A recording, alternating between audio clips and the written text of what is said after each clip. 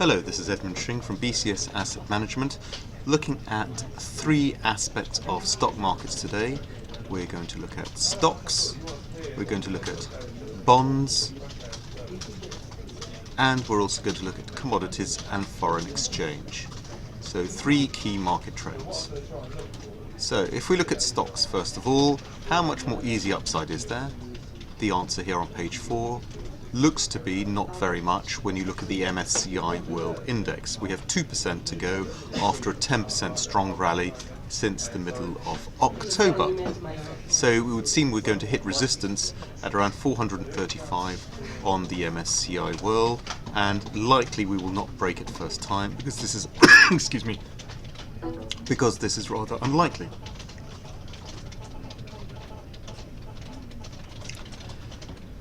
However, if we look to the US and we look to the arithmetic average index called the Value A index, you can see on page 5, you can see that the average US stock has already broken to a new high as of the end of November. So that actually is very bullish and suggests that we have further gains ahead from US stocks.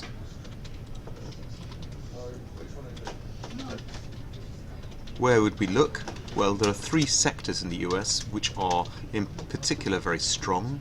And these are firstly the semiconductor index, the line in black, secondly the biotech index, the line in yellow, and thirdly the media index, the line in green. So semiconductors, biotech and media all seem to be very strong in the US at the moment and are leading the market forward.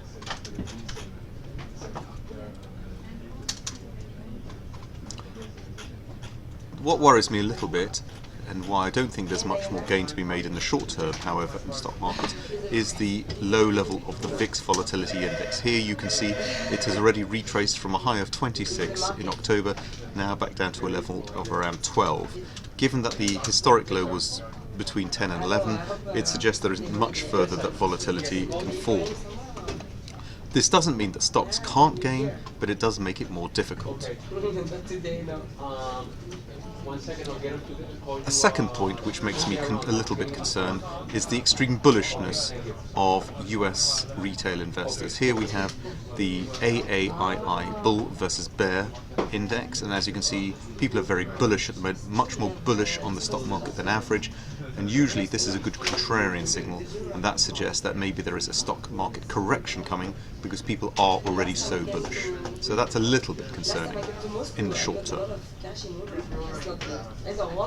Now let's turn on to another segment and let's look at bond deals quickly.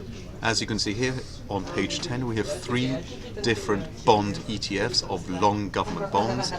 In green we have the Eurozone bond ETF, in yellow the UK government bond ETF, and in black the US long government bond ETF. As you can see, all have gained nearly 20% since the beginning of this year. But what we have now are very, very low bond yields. US 2.2%, Switzerland 0.4%, Germany 0.7%, to give you some examples. So the guess I have is that it will be difficult for bond markets to make much further gains in the short term, given how low yields are already.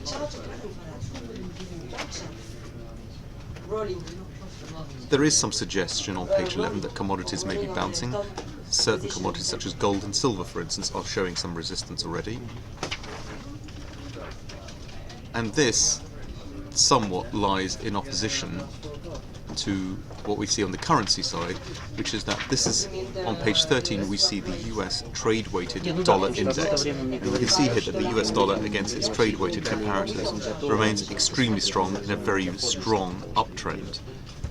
So this suggests that either gold and silver continue to go up and the dollar stops going up, or dollar continues to go up, and what we see from gold and silver is a short bounce that will stop soon. So to summarise, I think in terms of stock markets we do see further upside ahead. We're at the seasonally strong period of the year, but there are some signs that we may have gone too far too fast. Sectors that are leading weight: semiconductors, biotech and media. In terms of foreign exchange, we still expect the dollar to continue to make gains going forward, and we will wait to see what happens with commodities after the recent sharp drop in crude oil, but the start perhaps of a bounce in precious metals, gold and silver.